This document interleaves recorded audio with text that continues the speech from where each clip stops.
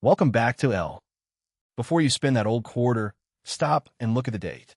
If you have a 1965 Washington quarter, you may be holding one of the most historically important clad quarters ever made. And if you have heard stories about a 1965 quarter being worth $1.9 million, there is one very important question you need to answer before getting excited. Is your coin a normal 1965 quarter, or is it an extraordinary mint error? Welcome back to Hardest Penny, where we uncover the history, varieties, errors, and potential value hidden inside ordinary American coins. Today we are taking a deep look at the 1965 Washington quarter, a coin that looks ordinary to most people but represents one of the biggest changes in United States coinage history. We're going to explore why 1965 is so important, how much a normal example can actually be worth, what rare varieties you should look for, and why some dramatic claims about million-dollar values need to be treated very carefully. The first thing you need to understand about the 1965 Washington quarter is that this was not just another year in the series. It was a turning point. Before 1965, Washington quarters were made primarily from 90% silver and 10% copper. But by the early 1960s, the United States was facing serious coin shortages, and the rising price of silver was creating problems for the nation's circulating coinage. The government needed a new composition that could reduce the cost of producing quarters while still giving Americans a durable coin that could circulate normally. The answer was clad coinage. Beginning with the 1965 quarter, regular Washington quarters moved into the modern copper-nickel clad era. The standard 1965 quarter consists of a copper-nickel outer layer surrounding a pure copper center. PCGS lists the regular 1965 quarter at 5.67 grams, 24.30 millimeters in diameter, with a reeded edge. PCGS also records a regular issue mintage of 1,819,717,540 pieces. That enormous production number is extremely important because it immediately tells us something about value. A normal 1965 Washington quarter is not automatically rare simply because it is old. More than 1.8 billion regular examples were produced, so millions of survivors still exist. PCGS classifies the regular issue as a common rarity, meaning the average circulated example is not a million-dollar coin. So why are people searching for 1965 quarters? Because the year itself creates an intriguing possibility. 1965 was the transition point between silver and clad coinage. Whenever a major change happens at a mint, collectors become interested in the possibility of mistakes. And that is exactly where the 1965 quarter becomes much more exciting. A genuine error can be dramatically more valuable than a normal coin. This is why serious collectors do not simply ask, "What year is my quarter?" They ask, "What exactly happened to this quarter when it was made?" That is a much better question. If your 1965 quarter has an unusual composition, an unusual strike, a dramatic off-center appearance, or a recognized double-die variety, it could deserve much closer examination. But before we talk about spectacular values, let's establish what the ordinary 1965 quarter is actually worth. In circulated condition, a normal 1965 clad Washington quarter is generally worth around its face value. It is not a silver quarter. It does not contain the 90% silver composition found in Washington quarters dated 1964 and earlier. PCGS specifically explains that regular circulation Washington quarters dated 1965 and later are clad coins with a pure copper core, surrounded by copper-nickel layers. That means one of the biggest mistakes a new collector can make is assuming that every old-looking 1965 quarter is silver. It is not. And the absence of a mint mark on a 1965 quarter is also not automatically an error. During this period, mint marks were suspended on circulating coins, and the 1965 quarter can appear without a mint mark as part of the normal issue. PCGS notes that Philadelphia and Denver were both involved in business stripe production during this period, while the San Francisco SA office produced 2,360,000 mint mark less quarters for the 1965 special mint set. So if your quarter has no P, D, or S, don't immediately assume you've discovered a rare mint error. The missing mint mark is normal for 1965. Now let's talk about condition. Condition is one of the most important factors in determining the collectible value of any coin. A quarter that has spent decades circulating through stores, vending machines, banks, pockets, and cash registers will normally show scratches, contact marks, wear, and loss of original luster. But imagine another 1965 quarter that was removed from circulation shortly after it was produced and carefully stored for decades. That coin could have sharp details. It could have minimal contact marks. It could potentially reach a much higher grade. And when a common coin reaches an exceptional grade, collectors can become very interested. PCGS records an MS66 example selling for $38 in 2020, while its CoinFacts page reports a $12,650 auction record for the regular 1965 quarter, achieved in 2005. That tells us something extremely important. The regular 1965 quarter can be valuable in exceptional condition, but the documented auction record is nowhere close to $1.9 million. So where does the $1.9 million claim come from? This is where we need to separate an exciting possibility from a verified fact. There is no evidence that an ordinary 1965 Washington quarter is worth $1.9 million simply because it has the date 1965. A normal circulated 1965 quarter is not $1 million coin. A regular high-grade example is not automatically $1 million coin. For a coin to legitimately command an extraordinary price, collectors would need to see extraordinary evidence. That could involve an authenticated major mint error, an exceptionally rare wrong planchet piece, an extraordinary transitional error, or another discovery with a documented chain of authentication and market history. The first thing to inspect is the edge. A normal clad quarter has a distinctive layered construction.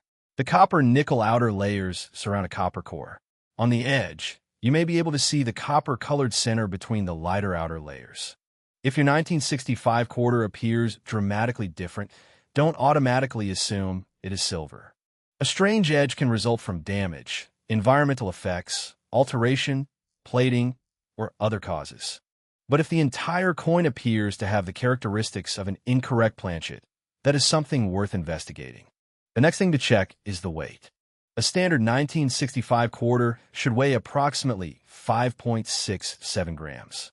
A precise digital scale can therefore be useful as an initial screening tool. But weight alone cannot authenticate an error. A coin may lose metal through damage. A coin may have contaminants attached. A counterfeit or altered coin may have an unusual weight. And different mint errors can create different physical characteristics. So think of weight as evidence, not a final answer. Next, inspect the surfaces. Look closely at Washington's portrait. Look at the date. Look at Liberty. Look at I in God We Trust. Then turn the coin over and examine the reverse. Look carefully at the eagle, lettering, stars, and rim. You are searching for something that appears to have been created during the original minting process rather than something that happened to the coin afterward. That distinction is critical. A genuine mint error occurs during manufacturing. Damage that happens after the coin leaves the mint is not the same thing.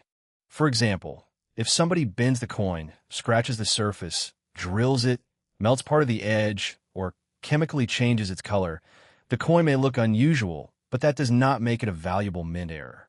This is why experienced collectors spend so much time studying the difference between mint-made characteristics and post-mint damage. The 1965 Washington quarter also has recognized double die varieties. PCGS lists several die varieties associated with the regular 1965 issue, including DDO FS 101, DDO FS 102, and DDR FS 801. DDO means double die obverse. DDL means double die reverse. These varieties can be fascinating because the doubling originates from the die itself. When that die strikes coins, the doubled characteristics can appear repeatedly on multiple examples produced from the same die. But once again, not every coin with something that looks doubled is a valuable double die. Machine doubling can create a completely different appearance. Damage can also make letters look distorted. Photography can exaggerate small imperfections. So if you believe you have discovered a genuine double die, compare it carefully with known examples and consider professional attribution. Now let's return to the $1.9 million story because this is the part that gets the most attention. Could a coin connected to the 1965 transition between silver and clad coinage become extraordinarily valuable if an extremely rare error were authenticated? Yes, major mint errors can command significant premiums. But should you assume that your ordinary 1965 quarter is worth $1.9 million? Absolutely not. The documented evidence for the regular 1965 issue does not support that valuation. The established PCGS auction record is $12,650, and many certified examples have sold for far less. That doesn't make the 1965 quarter boring. In fact, it makes the story more interesting, because now you know what you were actually searching for. You're not searching for a magical date. You're searching for genuine anomaly. And that is the heart of successful coin hunting. A collector who understands the difference between common and rare has a much better chance of recognizing something unusual. Suppose you find 10 1965 quarters. 9 of them look completely normal, but one has a strange edge. One has an unusual strike. One has possible doubling. One has exceptional preservation. That is when you slow down. You don't clean them. You don't scratch them. You don't polish them. You don't attempt to remove the surface. You carefully document what you see. You weigh the coin. You photograph both sides. You photograph the edge. You compare the characteristics with trusted references. And if the evidence continues to point toward a major error, you consider sending it to a respected professional grading and authentication service. This is especially important when someone claims that a coin is worth hundreds of thousands or millions of dollars. A high-value coin should have high-quality documentation. Don't let an internet headline pressure you into believing something that cannot be verified. And don't sell an unusual coin cheaply before you understand what it is. The opposite mistake is also possible. Someone may see a damaged coin and believe it is a $1 million error. Education protects you from both mistakes. The history of the 1965 Washington quarter is another reason to keep these coins in your collection. This coin represents the end of one era and the beginning of another. The silver Washington quarter era had ended. The modern clad quarter era had begun, and the change reflected real economic pressures in the United States. When you hold a 1965 quarter, you're holding a piece of that transition. The coin may have traveled through American businesses during the 1960s. It may have been carried by someone buying groceries. It may have been placed into a vending machine. It may have sat inside a cash register. It may have traveled through banks and businesses for decades. Every scratch and mark is part of its journey. It is about history. It is about technology. It is about economics. It is about mistakes. And it is about the possibility that something ordinary may turn out to be extraordinary. So let's create a simple checklist for anyone who finds a 1965 Washington quarter. First, confirm the date. Second, remember that no mint mark is normal for this issue. Third, inspect the edge. Fourth, weigh the coin carefully. Sixth, check for recognized double die characteristics. Seventh, evaluate the condition. Eighth, never clean the coin. And ninth, if you believe you have something truly unusual, get professional authentication before believing a huge valuation. The most important lesson is simple. Not every 1965 quarter is rare. Not every 1965 quarter is silver. Not every unusual-looking quarter is an error. And not every claim of $1.9 million represents a confirmed market value. But that does not mean you should ignore your 1965 quarters. Quite the opposite. The year is historically important. The transition to clad coinage makes it fascinating. Recognized varieties exist, and exceptional examples can bring substantial premiums compared with ordinary circulated pieces. PCGS confirms both the major die varieties and the existence of a significant auction record for an exceptional regular example. So the next time you see a 1965 Washington quarter, don't immediately throw it into a spending pile. Pick it up. Turn it over. Look at the edge. Check the weight. Study the details. Ask yourself whether what you are seeing could have happened at the mint.